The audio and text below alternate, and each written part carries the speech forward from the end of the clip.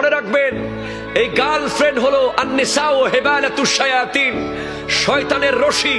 এই গার্লফ্রেন্ড যখন তোমার বাইকের পিছে বসে যায়, তুমি যখন R15 নিয়ে টান মারো, তুমি ট্রাককে সাইড দাও ঠিক আছে, বাসকে সাইড দাও ঠিক আছে, কিছুক্ষণ পরে তুমি ব্রিজকে সাইড দিয়ে ফেলো, ব্রিজকে সাইড দিয়ে তুমি বিলে পড়ে যাও, ঠিক কিনা কথা কন?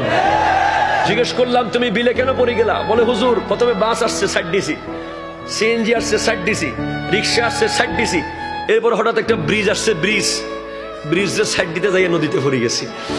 তুমি ব্রিজকে সাইড দিতে গেলে কেন? কারণ তোমার পিছে তো শয়তান বসা, ঠিক কিনা কথা? জোরে বলেন ঠিক কিনা? ওই শয়তান তোমার সাথে লাগিয়ে দিয়েছে আসল শয়তান। এটা হলো মানুষ শয়তান, ওটা হলো জিন শয়তান। সে তোমার পাশে বসলেই তুমি তখন অন্ধ হয়ে যাও, তোমার কলব মরে যায়। আর তখন যদি তুমি মারা যাও, তুমি ইমানদার হয়ে মরার সম্ভাবনা নাই, ঠিক কিনা কথা কন? তুমি গোটা রাত ফেসবুকে তার সাথে চ্যাটিং করো, তুমি তার সাথে হোয়াটসঅ্যাপে নকিং করো, তুমি তার সাথে ইমুতে জকিং করো, ঠিক কিনা?